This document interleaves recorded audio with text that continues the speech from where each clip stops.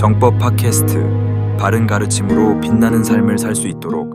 안녕하세요. 오늘 저희가 함께 깊이 들여다볼 자료는요, 유튜브 채널 정법 2013에 올라온 영상인데요. 힘든 삶을 살다가 정법을 만나 좋아졌다, 이 발췌본입니다. 그 영상 봤습니다. 여기서 이제 정법이라는 개념을 통해서 개인의 변화, 영혼 성장, 그리고 인류 해탈까지 좀 이야기가 크죠. 네, 맞아요.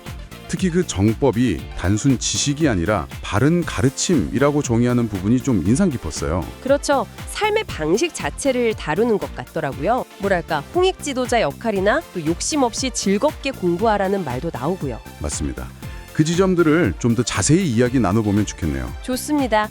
그럼 이 자료 속으로 한번 같이 들어가 볼까요? 당신에게는 또 어떤 부분이 와닿을지 한번 생각해 보시면서 들어주시면 좋겠습니다. 네. 먼저 그 영상 속 화자가 자신의 과거 어려움이 고집, 암안, 이런 욕심 때문이었다고 하잖아요. 그걸 이 정법 공부하면서 깨달았다고. 네, 스스로 좀 변화하는 과정을 겪었다, 이런 이야기죠. 여기서 말하는 정법이 그래서 그냥 정보 습득이랑은 다르다는 거고요.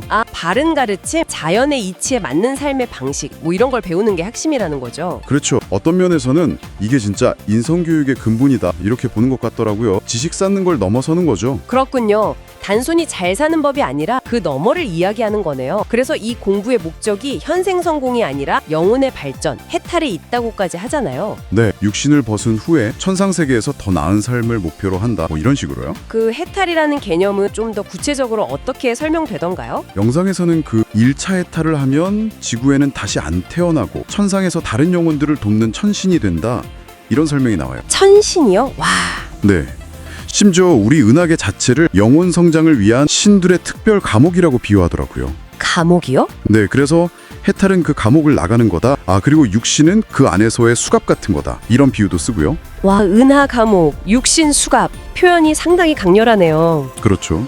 개인의 문제가 결국은 어떤 우주적인 해방이랑 연결된다는 그런 시각인 거죠. 그런 큰 그림에서 보니까 이젠 사회 지도자들이 이 바른 가르침을 배워야 한다. 변화는 위에서부터 와야 한다. 네, 맞아요. 지식인, 경제인, 국가 지도자들, 이런 리더들이 먼저 정법으로 바로 서야 사회 정체가 바르게 간다. 그러면서 2025년부터는 본격적으로 홍익 지도자 교육을 시작할 거다, 이런 예고도 하죠. 홍익 지도자 교육? 그 목적은 뭔가요? 인류 전체의 자산을 좀 바르게 운용해서 모든 사람이 잘 사는 사회를 만들겠다, 그런 취지로 설명합니다. 결국 개인의 어떤 인성 교육에서 출발해서 사회 리더 교육까지 쭉 이어지는 그림이네요. 네, 그런 구조죠. 근데 이 모든 과정에서 제일 중요한 태도로 욕심내지 말 것, 이걸 꼽는 게 또 인상 깊어요. 욕심이나 집착이 해탈을 방해한다고요? 네, 그 욕심이 결국 집착을 만들고 그 집착이 영혼을 묶어둬서 자유로운 성장을 막는다, 이렇게 보는 거예요.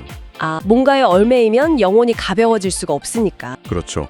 해탈은 그런 얽매임에서 벗어나는 건데 욕심이 있으면 계속 뭔가에 매달리게 되니까요. 그런데 또 신기한 건 욕심은 버리되 공부는 재미있게 하라고 권한다는 점이에요. 아까 그 은하 감옥 같은 좀 무거운 비유라 재미있게 하라는 권유 사이에는 뭔가 연결고리가 있을까요? 어쩌면 그 감옥이라는 비유를 너무 심각하게만 보지 말라는 뜻일 수도 있고요. 뭐랄까, 영혼 성장을 위한 그냥 과정, 학교나 훈련소처럼요.